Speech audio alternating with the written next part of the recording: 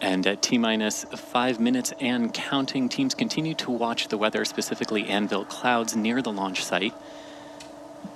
While we were in that video package learning about the Nusantara Lima satellite, we also completed propellant load on RP1 for stage 1 and stage 2.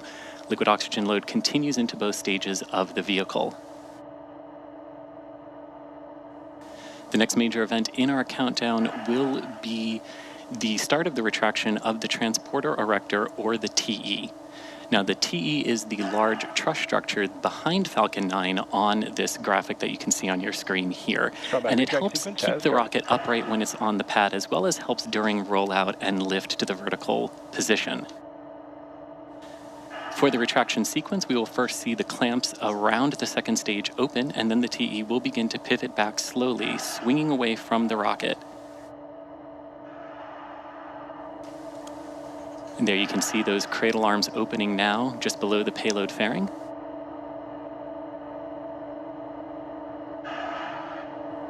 And in just a few moments, the TE will pull back a couple of degrees to its pre-launch position. And then it will perform the throwback maneuver, where it pulls back to about the 45-degree position right when Falcon 9 lifts off. Now, you might also hear teams call the TE the strong back. It's the same structure, just two different names for the same thing. The TE rolls Falcon 9 out to the pad, raises it vertically, and then stays connected until the final seconds of the countdown. The TE itself provides fuel, power, telemetry, and command connections between the ground systems and the rocket.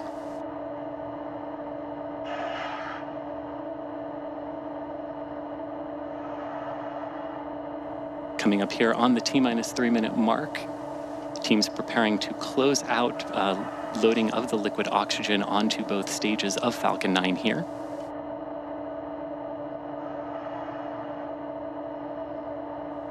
Following the completion of propellant load at T-minus 60 seconds, Falcon 9 will enter startup, at which point the rocket's onboard flight computers have control.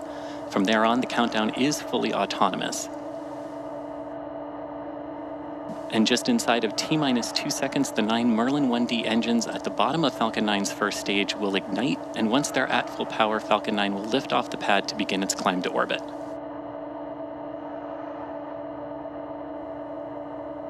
Just under 2.5 minutes now till launch, teams continuing to keep an eye on the weather.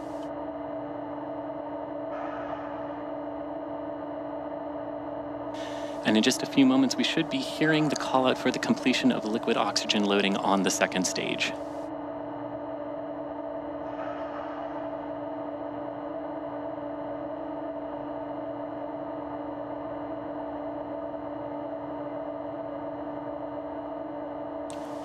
Now, you probably noticed the white clouds venting from the rocket. That isn't smoke, that's actually condensation.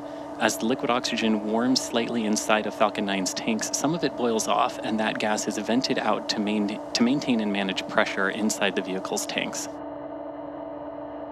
When the vented oxygen hits the warm, humid Florida air, it instantly condenses into clouds, the same principle as your breath on a cold morning, just on a very much bigger scale. Gas launch, what's up? And we hear the call out there for ground gas closeout starting. That's just us preparing all of Falcon 9's ground systems for liftoff.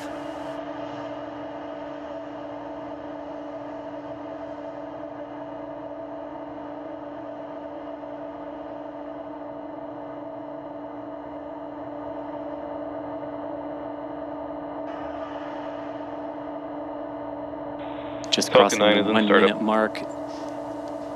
Falcon 9 is now in control of its countdown.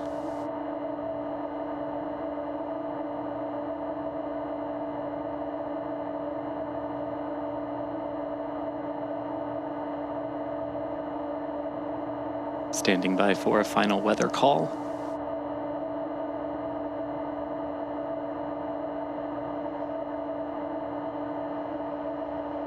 Hold. Launch board is running.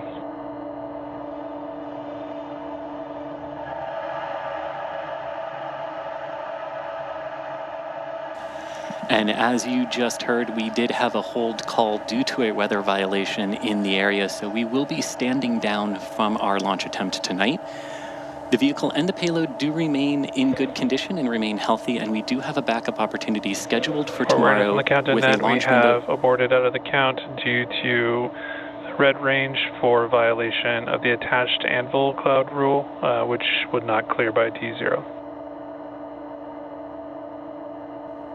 And a little bit more information there with the violating weather condition not going to clear before T0, our anticipated launch time. So with that, we have scrubbed for today, and we do have a backup opportunity scheduled for tomorrow with an approximately 2-hour-long launch window opening at 8 p.m. Eastern. If you're interested in more launch coverage, be sure to check out spacex.com/launches for the most up-to-date information. As always, thanks for watching, and we hope to see everyone back here for our next attempt.